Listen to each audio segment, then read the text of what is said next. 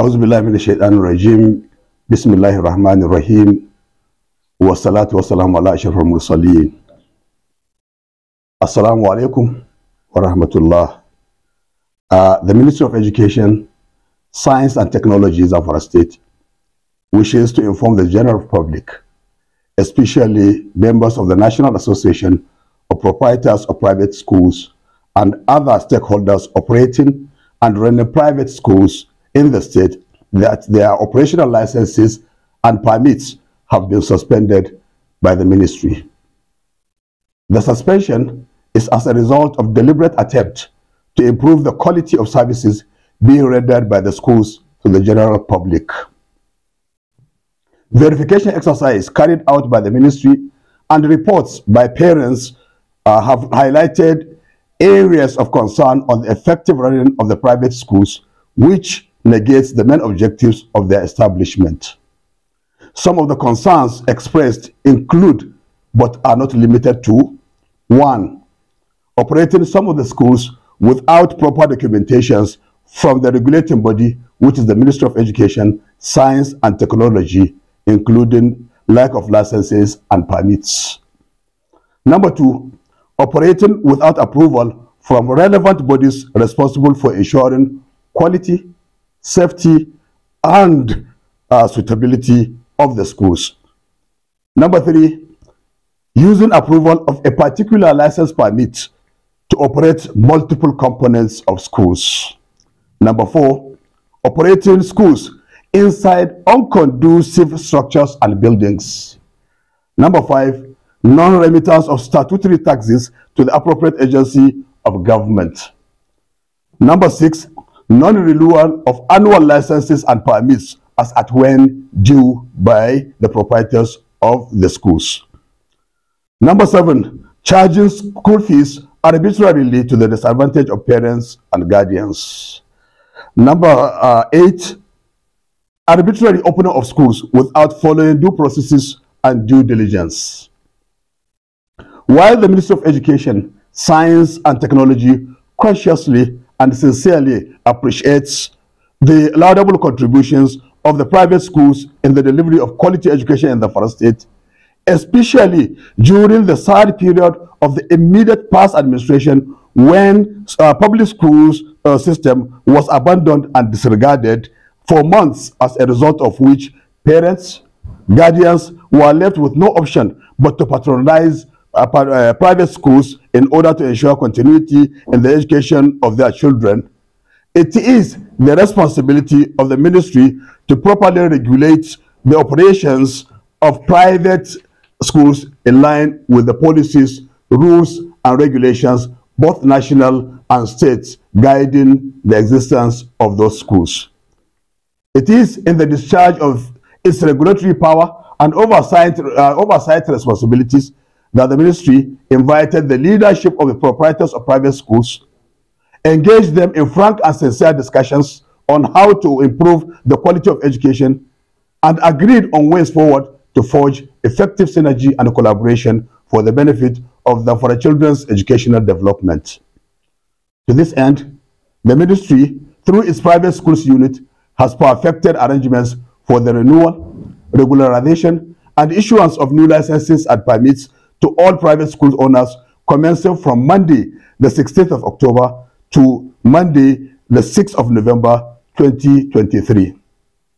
However, it is expected that normal school activities will continue in the schools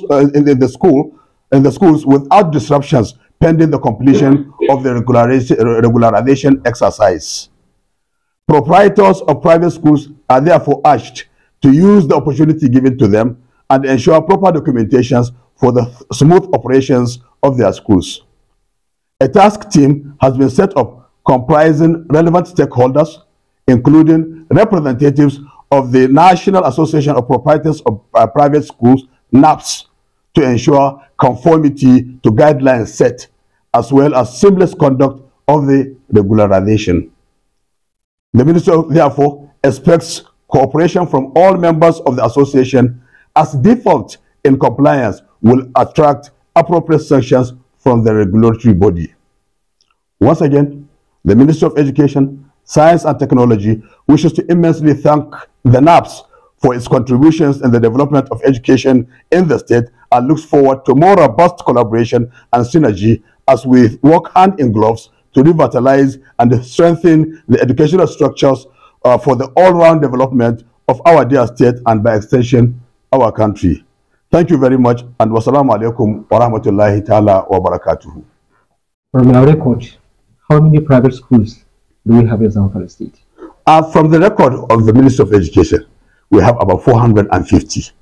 But from what actually is transpired after our cross-checking, there are 761 private schools that are operated. So you see, over 200 have not been captured in what are supposed to be schools that are operated in the state. Mm-hmm. So now, how affordable is this licensing, relicenses or licensing? Now we look at the situation, we look at Zamfara State, and we look at the kind of situation Zamfara is. We are not going to charge exorbitant price. For example, what we are looking for, the purchase of forms, we have uniformly put it at 30,000 naira per form per school. So as such, we believe for a private school, they can be able to comfortably afford 30,000 naira to register, even if it is only nursery school that they are going to operate. That will be good enough. However, what we did was to categorize our schools, the private schools. We have category A, category B, category C, and category D. So if I start with category D, is a school that is operating nursery education only, category D. So category C is a school that is operating nursery and primary school. And category B is a school that is operating nursery school, primary, and junior secondary schools. Then category A is a school that is operating nursery, primary, junior secondary, and senior secondary schools. So on this, the categorization will be different. However, we are still going to sit down together with NAPS as an association and the Ministry of Education to discuss on what is to be arrived at so that we have that better understanding. Because we say we are going to collaborate and we are going to synergize. And based on that one, we are going to work together to come at a good price that will not be detrimental to the parents or guardians of these children of ours.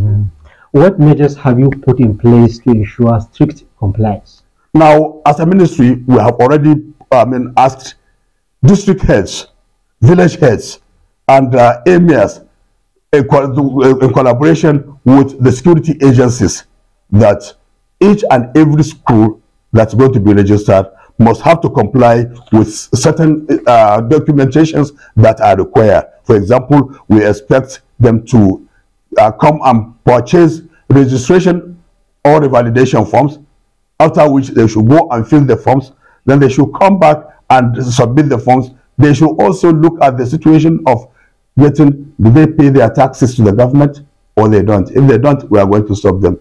Like I said, we have already sought the cooperation of security agencies to help us in ensuring that there is total compliance on this. And based on this, the tax team that we have also appointed will go around, visit the places, ensure the safety of the environment, ensure the suitability of the environment, and ensure that the proprietors have gotten the qualitative materials and teachers that are going to be used in providing education in that school. So based on that one, we are certainly going to ensure that whatever is right is there, we are going to do it. Like we said, if a school fails to conform with this, we will give that school a time frame, a period of about 3 months or at most 6 months for them to ensure that they put everything in order. We don't want to put anybody out of business. What we are after is quality of education that's going to be provided. So we are going to give them that time frame to put their things in order.